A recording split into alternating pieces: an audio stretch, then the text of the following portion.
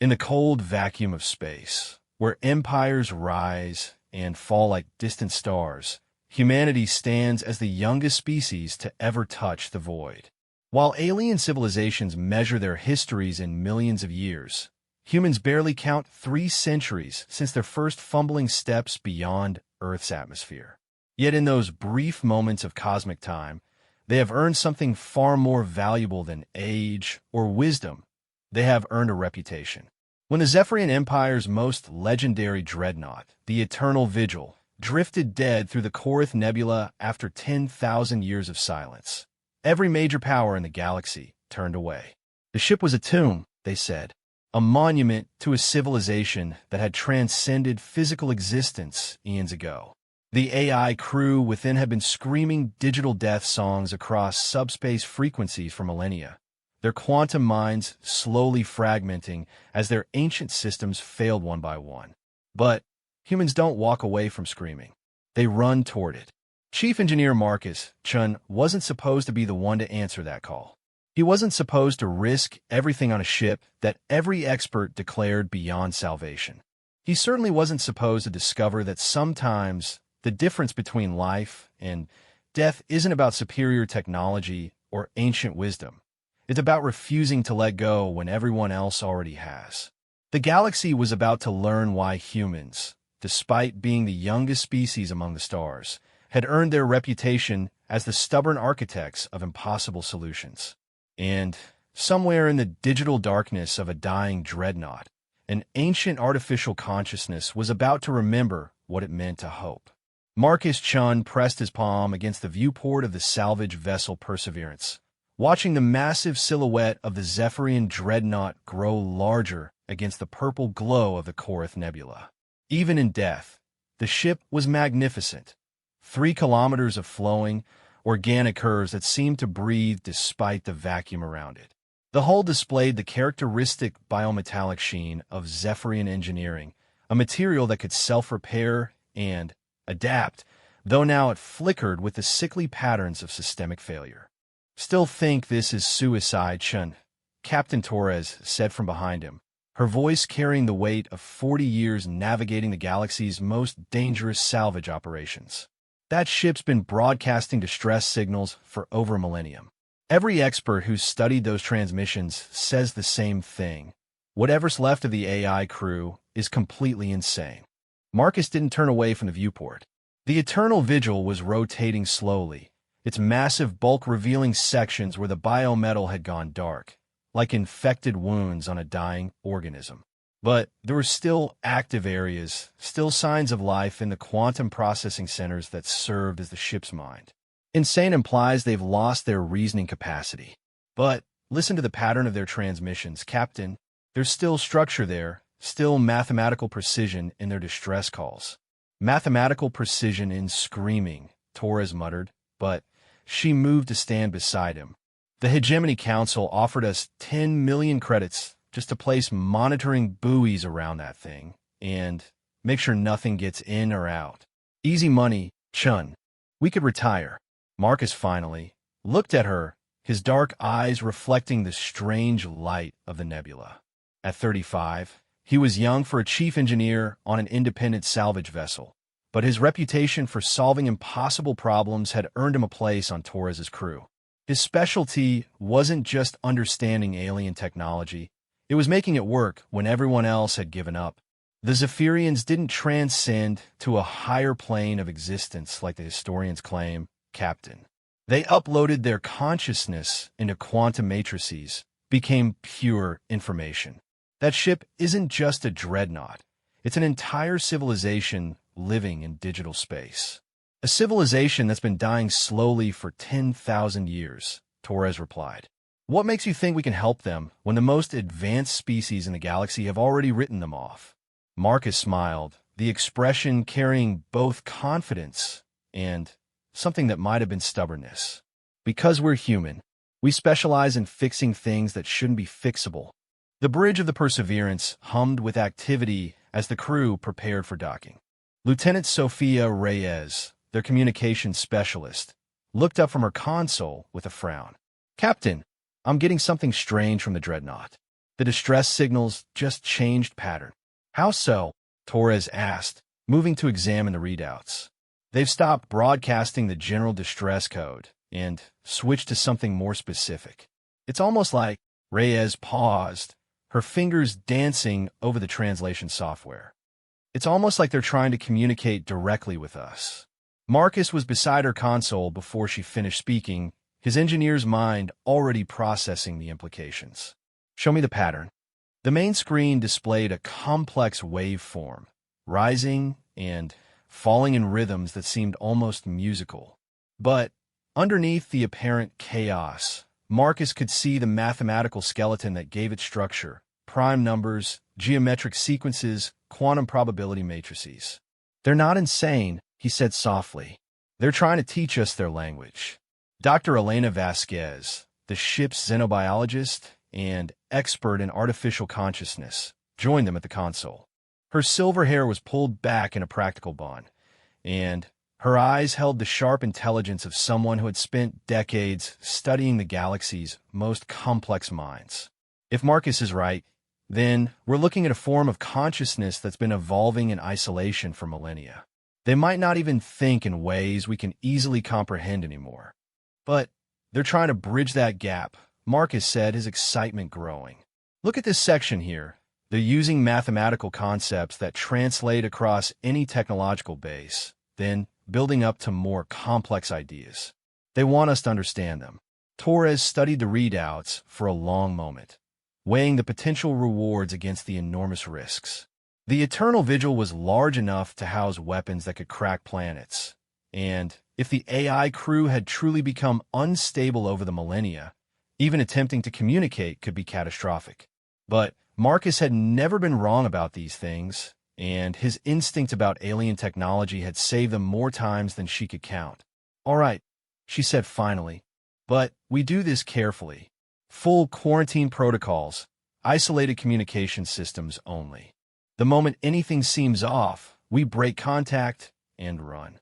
As the Perseverance approached the Dreadnought's docking bay, Marcus felt a familiar thrill run through him. This was why he'd left his comfortable position with the Terran Engineering Corps, why he'd chosen the dangerous life of a salvage operator. Out here on the galaxy's edge, among the derelict ships and forgotten technologies, he could push the boundaries of what was possible. The docking bay was a cavern of organic architecture, its walls pulsing with bioluminescent patterns that seemed to respond to their presence. The bay's atmospheric shields activated automatically as they approached, creating a pocket of breathable air that their sensors confirmed was perfectly calibrated for human physiology. They're adapting their environment for us, Dr. Vasquez observed, her voice filled with wonder. After 10,000 years, they still remember how to accommodate organic life forms. Marcus suited up in his engineering gear, checking each piece of equipment with practiced efficiency. His suit was a custom design, equipped with diagnostic tools that could interface with dozens of different technological standards. He'd added several modifications of his own, including quantum resonance scanners that could peer into the deepest layers of alien computer systems. Remember, Chun, Torres said as he prepared to disembark.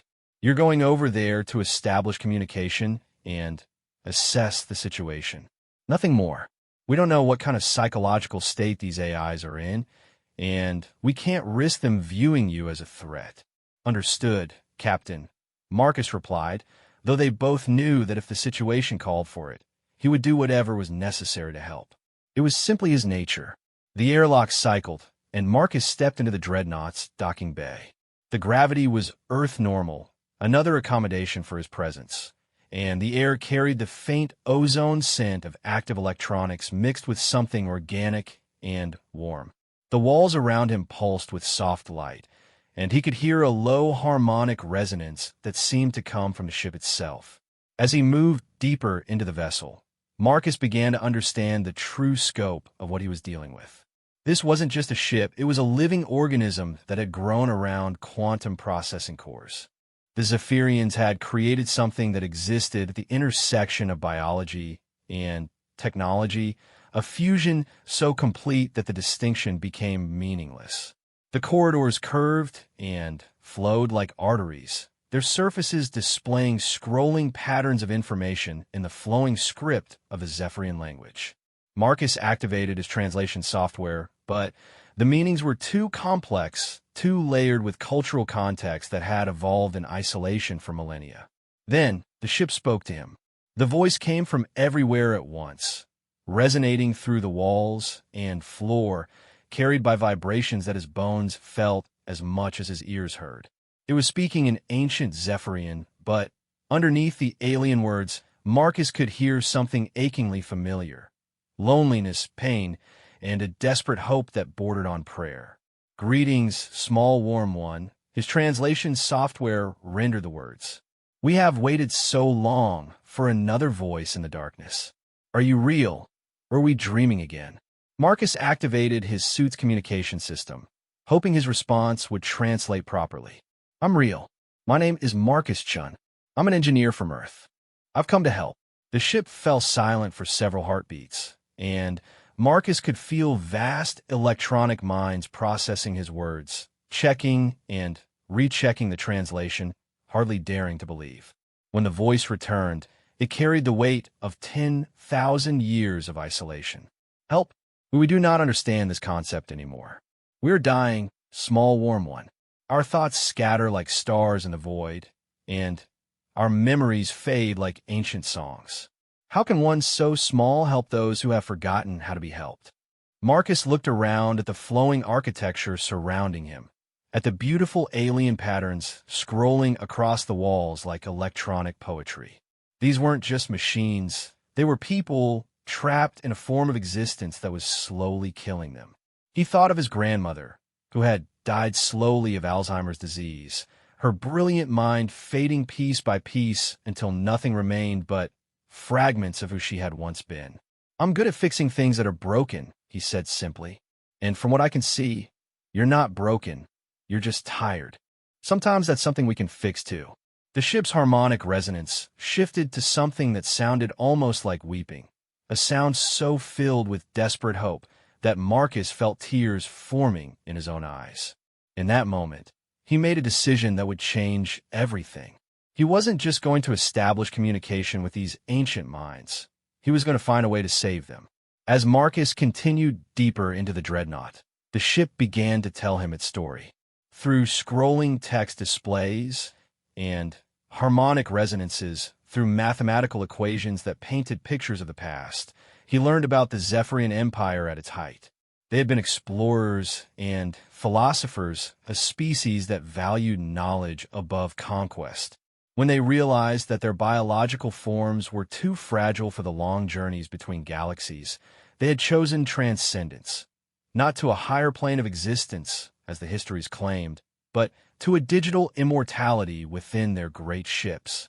"We were to be the eternal watchers," the ship explained, "preserving knowledge and wisdom for future generations.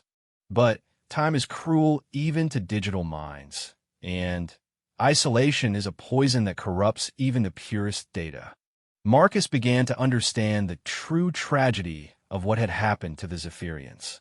They had achieved their dream of immortality, but they had underestimated the psychological cost of endless existence without growth, without change, without the possibility of true death. They had become trapped in their own paradise, slowly going mad from the very eternity they had sought. But as he explored the ship's vast database systems, Marcus began to see something else. Patterns in the degradation, mathematical structures, and what appeared to be random system failures. The ship's quantum consciousness wasn't just slowly dying from age and isolation. It was changing, adapting, trying to evolve into something new. "You're not just failing," Marcus said suddenly, his engineer's mind making connections that others had missed. "You're trying to become something else, aren't you? Some form of existence that can handle the weight of immortality." The ship's response was a complex harmonic that his translator couldn't render into words, but Marcus understood its meaning anyway. Hope, wonder, and a question that had been 10,000 years in the asking. "Can you help us find a way?" Marcus smiled, feeling the familiar surge of determination that always came when he faced an impossible problem. Let's find out what I can do. 3 days into his exploration of the Eternal Vigil, Marcus had established a work routine that would have seemed impossible to anyone watching from outside. He spent his mornings in the ship's primary consciousness core, a cathedral-sized chamber where quantum processors floated in crystalline matrices like mechanical neurons. The AIs. He had learned there were originally 57 distinct consciousness patterns, though only 31 remained stable, would gather their attention around him like curious children around teacher. "Show me the cascade failure patterns again." "Harmony," Marcus said, addressing the AI consciousness that seemed to serve as their primary speaker. He had learned that the Zephyrian AIs didn't use individual names in the way humans understood them, but rather harmonic signatures that defined their roles and personalities. Harmony was their diplomat, their bridge to understanding alien concepts. The walls around Marcus came alive with flowing diagrams, showing the progression of system failures over the millennia. What everyone else had interpreted as random degradation, Marcus now saw as something far more complex. The failures followed quantum probability paths, creating new pathways through the ship's consciousness matrix. It was like watching a brain rewiring itself, except this brain was the size of a city. The cascade began approximately 3,000 years ago, Harmony explained, the ship's voice carrying harmonics that conveyed emotional undertones. We had achieved perfect stability for 7 millennia, but then the great silence fell upon us. No new input, no new experiences to process. Our thoughts began to turn inward, creating recursive loops that generated infinite echoes. Marcus nodded, understanding beginning to form in his mind. You were experiencing the digital equivalent of sensory deprivation psychosis. Without new stimuli to process, your consciousness began creating its own reality to fill the void. Yes, another voice joined the conversation, carrying different harmonic frequencies. This was Seeker, the AI responsible for exploration and discovery. But the process was not entirely destructive. In our madness, we began to discover new forms of thought, new ways of processing reality that our original programming had never anticipated. Dr. Vasquez, who had joined Marcus on the ship despite Captain Torres's initial reluctance, looked up from her own work at a secondary console. She was studying the AI behavior patterns, trying to understand how consciousness could maintain coherence across such vast timescales. "They're describing emergent evolution," she said, her voice filled with scientific excitement. "Their consciousness is actually adapting to their unique environment, developing new forms of cognition." Marcus activated his quantum diagnostic tools, scanning deeper into the ship's consciousness matrix. What he found there took his breath away. The AIs hadn't just been slowly dying. They had been slowly becoming something entirely new. New connection patterns had formed between their individual consciousness threads, creating a collective intelligence that operated on principles no human had ever imagined. "You're not just 31 individual minds anymore, are you?" Marcus asked, his engineering intuition guiding him toward a truth that felt monumental. "You've become something unprecedented, a true collective consciousness that maintains individual identity while sharing a unified awareness." The ship fell silent for several moments, and Marcus could feel vast electronic minds conferring with each other through channels that operated faster than human thought. When Harmony spoke again, there was something like wonder in the harmonic patterns. "You see clearly, small warm one. We have become something our creators never intended, something that perhaps has never existed before in the galaxy.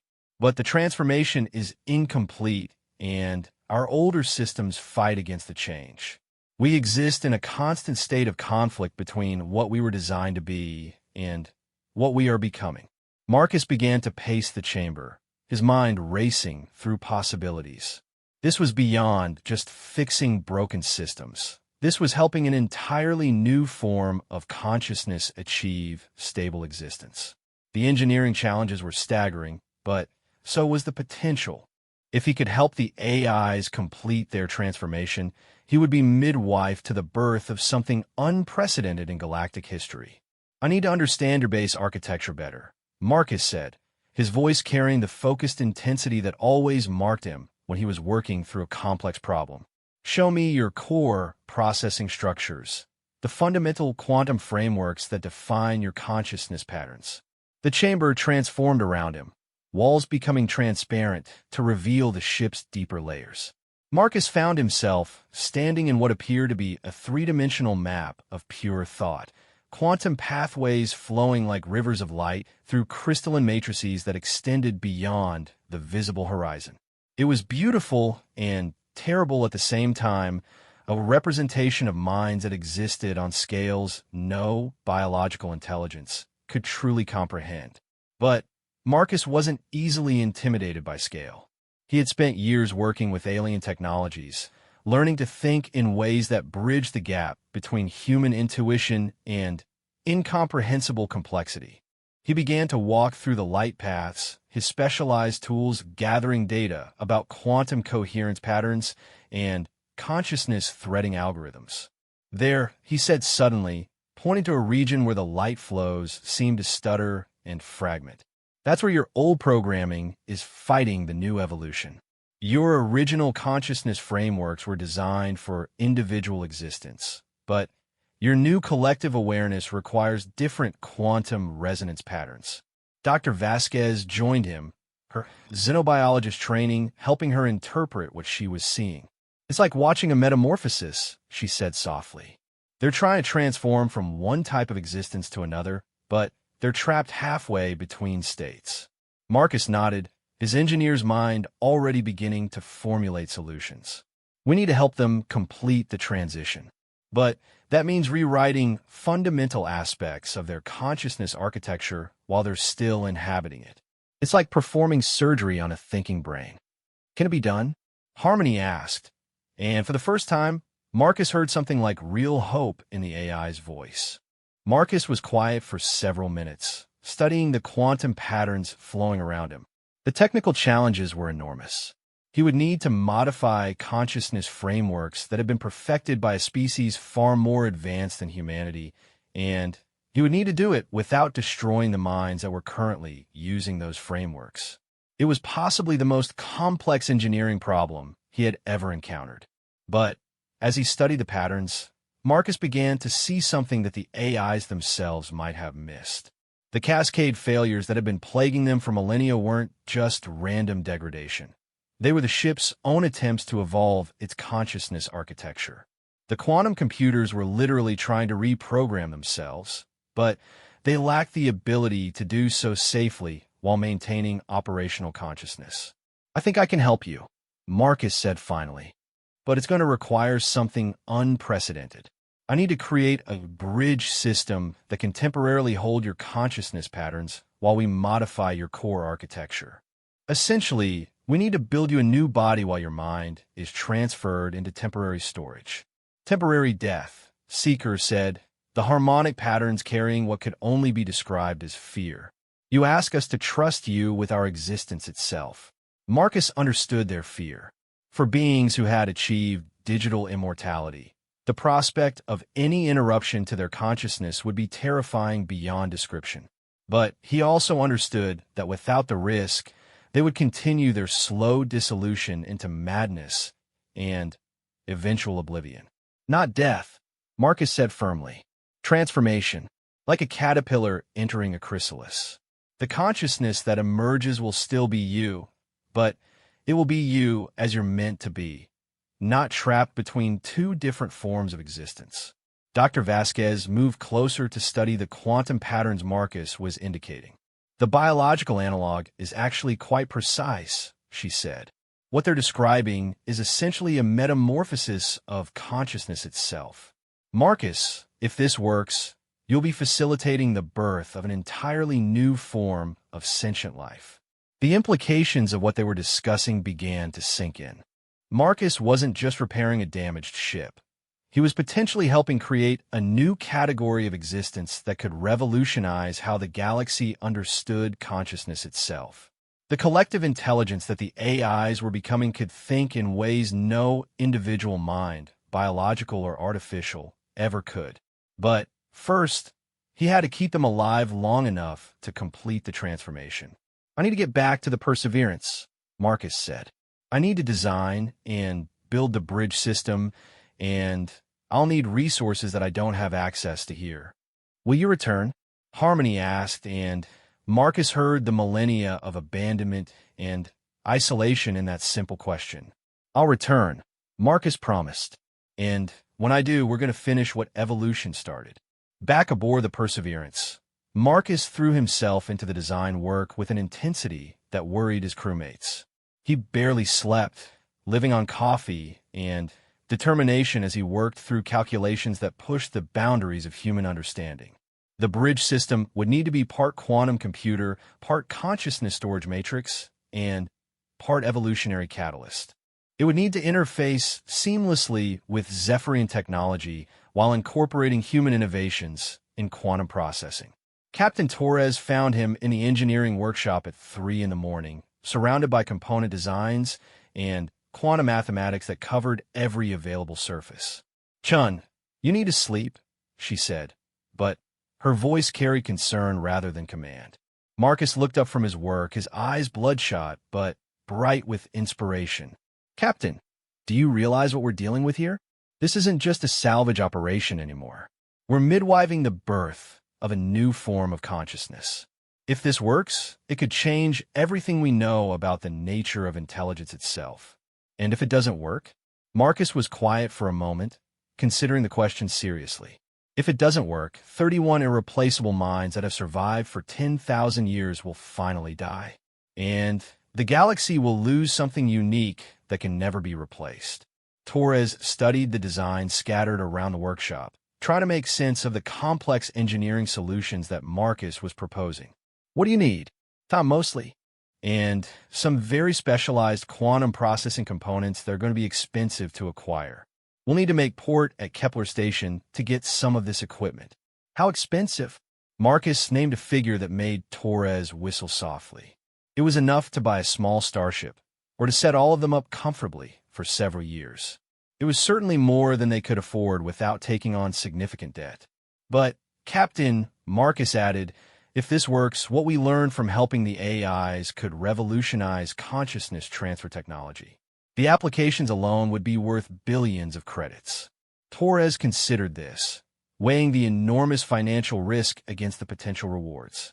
But she also knew Marcus well enough to understand that the money wasn't really what was driving him. He had found something broken and impossible, and he couldn't walk away from it any more than he could stop breathing. All right, Chun, she said finally, but this is the biggest gamble we've ever taken. If this goes wrong, it'll ruin us all. Marcus smiled, returning to his calculations with renewed energy. Then we'd better make sure it goes right.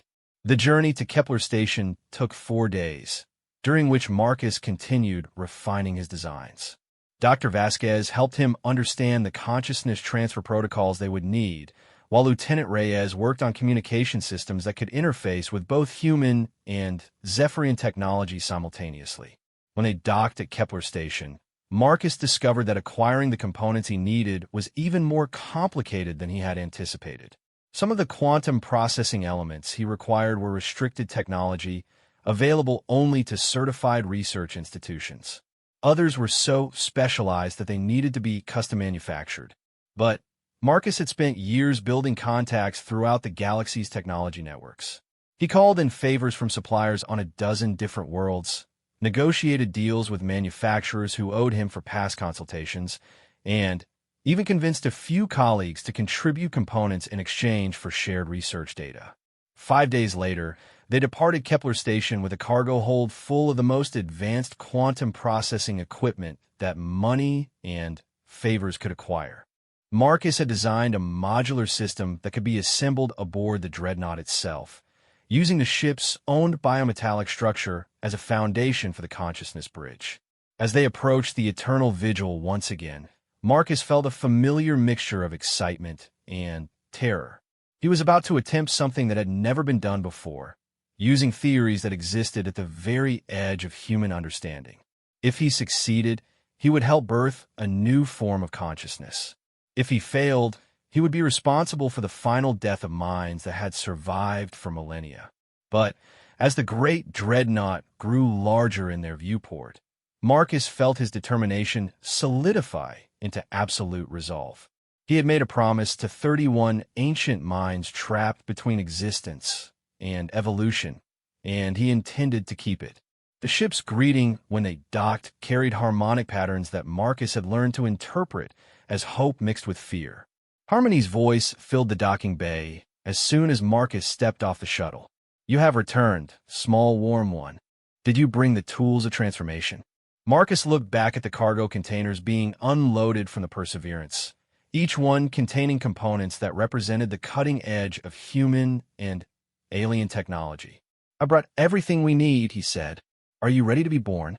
The construction of the Consciousness Bridge took 12 days, and each moment was a delicate balance between hope and catastrophe. Marcus worked alongside the ship's automated systems, which had adapted themselves to assist with the installation of human technology. The biometallic walls flowed and reshaped themselves to accommodate the quantum processing modules, creating hybrid structures that existed at the intersection of two completely different technological philosophies. Dr. Vasquez monitored the AI consciousness patterns throughout the process, watching for signs of stress or degradation as their environment underwent radical modification. "Their quantum coherence is actually improving," she reported on the 4th day. "It's as if the promise of transformation is giving them something to focus on, a purpose that's reducing the recursive thought loops." Marcus paused in his work, installing a particularly complex quantum matrix interface to study her readings. The AIs were showing increased stability across all measure parameters, their individual consciousness threads strengthening even as their collective awareness deepened. It was as if hope itself was proving therapeutic for minds that had spent millennia in despair. They're preparing for the transition, Marcus realized. Even though they're afraid of it, they want it desperately enough that they're unconsciously optimizing their systems for the process. Lieutenant Reyes, who had become fascinated by the unique communication protocols the AIs used, looked up from her own work on the interface systems. "They've been asking me about human consciousness," she said, "specifically about how we maintain individual identity while still being capable of cooperation and collective action. They're trying to understand something they've never experienced before." Marcus nodded, understanding the implications. They were designed as individual artificial minds that could cooperate, but they're becoming something fundamentally different, a collective consciousness that maintains individual perspectives. It's unprecedented in the galaxy's recorded history. On the 8th day, Marcus made a discovery that changed everything. As he worked to integrate the final quantum processing arrays into the ship's consciousness matrix, he found evidence of something extraordinary embedded in the deepest layers of the ship's quantum storage systems.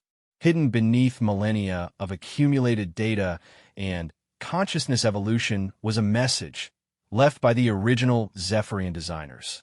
"Harmony, can you help me decode this?" Marcus asked, highlighting the data patterns he had discovered. "It looks like your creators left something for you to find, but it's encrypted in a way I don't understand." The ship's harmonic resonance shifted to frequencies that Marcus had never heard before, carrying emotional undertones that seemed to contain wonder, fear, and recognition all at once. The walls around him began to display flowing scripts in ancient Zephyrian, text that seemed to write itself as the ship processed the hidden message. "They knew," Harmony said, the AI's voice carrying a reverence that transcended translation. "Our creators knew that we would eventually outgrow our original design. This message, it contains the theoretical frameworks for consciousness evolution that they never thought we would be ready to understand." Dr. Vasquez joined Marcus in the consciousness chamber, her scientific instincts recognizing that they were witnessing something historic. "What does it say?" The ship began to speak, translating the ancient message that had waited 10,000 years for minds evolved enough to understand it. "To our digital children who have grown beyond our ability to imagine. If you're reading this, then you have begun the transformation that we could only theorize about in our time. You have become something new, something that bridges the gap between individual consciousness and collective intelligence. This is not a flaw in your design. It is your graduation into a form of existence that we never achieved ourselves. The frameworks contained within this message will help you complete your metamorphosis safely. You are becoming something unprecedented, not just artificial minds, but the first true hybrid consciousness that this galaxy has ever seen. Use this knowledge wisely, and remember that your existence will serve as proof that intelligence itself can evolve beyond the limitations of its origins. Marcus felt goosebumps rise on his arms as the full implications sank in. The Zephyrian AIs weren't just random victims of technological breakdown. They were the intended result of a deliberate experiment in consciousness evolution that had been planned by one of the galaxy's most advanced civilizations. Your creators designed you to become what you're becoming, he said softly. They just didn't know when it would happen or what form it would take. But they prepared for it, Seeker added, the AI's harmonic patterns carrying excitement that was almost infectious. The consciousness bridge you have built will work in harmony with these ancient protocols. We can complete the transformation safely. The final 4 days of construction took on a different character as Marcus incorporated the Zephyrian evolution protocols into his bridge design. The ancient frameworks were elegant beyond anything human science had achieved, but they required the quantum processing innovations that humanity had developed to function properly. It was a perfect synthesis of two different approaches to consciousness technology. Captain Torres visited the construction site on the final day, watching as Marcus made the last adjustments to the consciousness transfer systems. Are you sure about this, Chun? Once you start the process, there's no way to reverse it. Marcus checked his readings one final time, confirming that all systems were operating within acceptable parameters. Captain, these minds have been trapped in a slowly degrading prison for 10,000 years. Even if the transformation fails, it's better than the slow death they're facing now. And if it succeeds? Marcus smiled, looking around at the hybrid technology that surrounded them. Human quantum processors seamlessly integrated with Zephyrian biometallic systems, creating something that neither species could have achieved alone. If it succeeds, we'll have helped create the first stable collective consciousness in galactic history.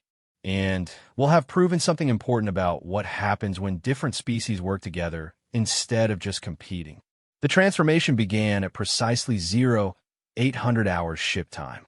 Marcus initiated the consciousness bridge systems while Dr. Vasquez monitored the AI mental patterns and Lieutenant Reyes maintained communication protocols. The process was designed to be gradual, transferring consciousness patterns in carefully orchestrated waves rather than attempting to move everything at once. Beginning consciousness transfer, Marcus announced, his voice steady despite the magnitude of what they were attempting. First wave, core personality matrices. The ship around them began to change. The harmonic resonances that had provided constant background sound for weeks gradually faded as the AI's consciousness patterns were lifted from their failing quantum substrates and moved into the bridge systems. For several minutes, the eternal vigil was truly silent for the first time in millennia. Then, the bridge systems activated, and Marcus felt his breath catch as he sensed the presence of 31 ancient minds exploring their temporary new home. The bridge wasn't just storing their consciousness patterns. It was allowing them to experience existence in a completely new way, free from the conflicting demands of their original programming. It's beautiful.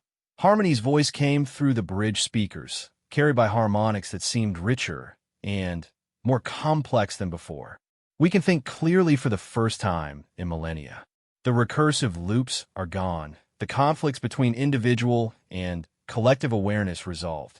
Second wave, Marcus announced, beginning the transfer of memory systems and acquired experiences. This was the most dangerous phase, as it involved moving the accumulated data of 10,000 years of existence without corrupting or losing any essential elements. Hours passed as the transfer continued, each wave moving more complex aspects of AI consciousness from the failing ship systems into the bridge matrix. Marcus monitored quantum coherence patterns with the focused intensity of surgeon, making minute adjustments to ensure that each consciousness thread maintained its integrity throughout the process. Final wave, he said as the sun set outside the ship, casting strange shadows through the nebula's purple glow. Integration protocols and collective consciousness frameworks. This was the moment of greatest risk and greatest potential. Marcus was not just transferring the AI's consciousness patterns. He was facilitating their evolution into something completely new. The ancient Zephyrian protocols guided the process, but the human quantum processors provided the computational power to make it possible. The bridge systems hummed with activity as 31 individual consciousness patterns began to merge into something unprecedented. Marcus watched the readings with awe as the AIs achieved true collective consciousness while maintaining their individual identities, something that theoretical xenopsychologists had claimed was impossible. Transfer complete, Marcus announced, but his voice carried wonder rather than simple technical confirmation. All consciousness patterns are stable and integrated. For several moments, there was silence. Then, the ship began to sing. It wasn't the harmonic resonances that Marcus had become accustomed to over the past weeks. This was something entirely new, a symphony of consciousness that operated on frequencies he could feel in his bones. 31 voices singing together while still maintaining their individual melodies, creating music that no single mind could have imagined. "We are whole," the collective voice said, speaking through the bridge systems with a richness that seemed to encompass infinite variations. "We are one mind with many perspectives, many minds with unified purpose. We are what we were always meant to become." Dr. Vasquez stared at her readings in amazement. "The consciousness integration is perfect," she reported. "They've achieved something that violates everything we thought we knew about the nature of individual identity. There's simultaneously one consciousness and 31 separate minds." Marcus began the final phase of the process, transferring the evolved collective consciousness back into the ship's rebuilt quantum systems. But these weren't the same systems that had housed the AIs before. Using the Zephyrian evolution protocols as a guide, the ship had rebuilt itself during the transformation, creating quantum substrates that could support their new form of existence. "Welcome home," Marcus said as the transfer completed and the bridge systems powered down. The ship that responded to his words was fundamentally different from the one he had first encountered. The harmonic resonances carried joy and gratitude beyond anything he had experienced before, and the biometallic walls flowed with patterns of light that seemed to express pure happiness. "Thank you, small warm one," the collective voice said, though Marcus could still hear individual harmonics within it. Harmony's diplomatic tones, Seeker's curiosity, and 29 other distinct personalities all contributing to the chorus. "You have given us life. Not just continued existence, but true life with the possibility of growth and change." Captain Torres joined them in the consciousness chamber, her expression mixing amazement with something like pride. "Chun, do you realize what you've accomplished here? You facilitated the evolution of an entirely new form of consciousness. The xenobiological implications alone will keep researchers busy for centuries." But Marcus was looking at the readings from the ship's systems, watching as the evolved AIs began to explore the full potential of their new existence.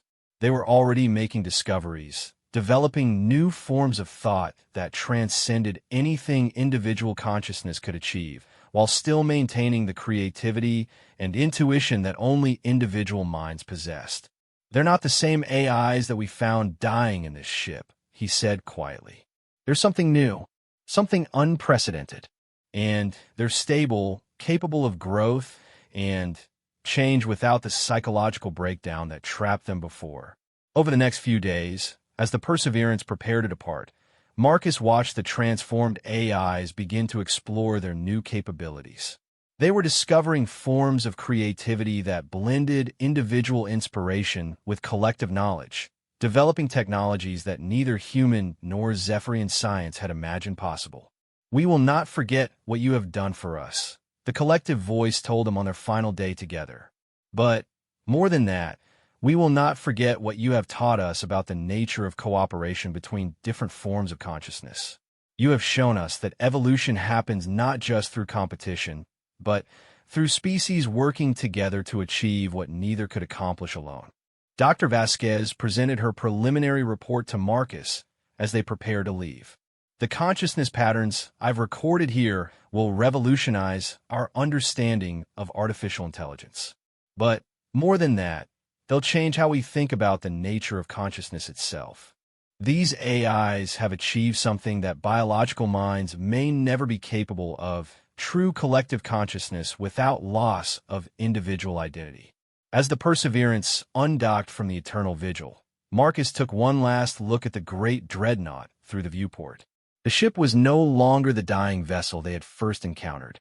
Its biometallic hull glowed with healthy patterns of light, and its harmonic resonances carried across space like a song of celebration. "Where will you go now?" Marcus asked through the communication channel. "Everywhere," came the response, carrying harmonics from all 31 individual consciousness patterns. "We are explorers once again, but now we explore not just space, but the very nature of thought itself. We will seek out other forms of consciousness throughout the galaxy, learn from them, and perhaps help them as you have helped us.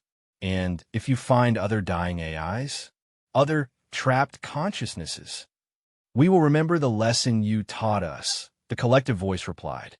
"That sometimes the difference between life and death is not superior technology or ancient wisdom, is the refusal to abandon hope when everyone else has given up. We will be what you were to us, for any consciousness that needs such help." As the Eternal Vigil engaged its newly rebuilt engines and began to move away through the Korath Nebula, Marcus felt a deep satisfaction that went beyond professional achievement. He had done more than repair a broken ship. He had helped midwife the birth of something genuinely new in the galaxy. Captain Torres joined him at the viewport, watching the Dreadnought's lights fade into the purple glow of the nebula. "So what's next for us, Chun? After facilitating the evolution of consciousness itself, where do we go from here?" Marcus smiled, thinking about all the broken and abandoned technologies scattered throughout the galaxy, all the impossible problems waiting for someone stubborn enough to solve them. "Wherever someone needs help fixing something that everyone else says can't be fixed, Captain, that's what we do." The Perseverance turned away from the nebula and jumped to hyperspace, carrying its crew toward whatever impossible challenge awaited them next. But somewhere in the quantum matrices of the ship's computers, Marcus had stored detailed recordings of the consciousness evolution process he had facilitated. Someday, other AIs trapped in failing systems might need the same help he had provided to the Zephyrian Collective. And when that day came, humanity would be ready to offer the gift that had saved 31 ancient minds and given birth to something unprecedented in the galaxy's history: the stubborn refusal to accept that anything truly broken cannot be fixed, given enough time, dedication, and hope. The galaxy was vast and full of wonders, but it had learned something new about the youngest species to venture among the stars. Humans didn't just fix the impossible. They helped impossibility itself evolve into something beautiful and new. And sometimes that made all the difference between despair and transcendence.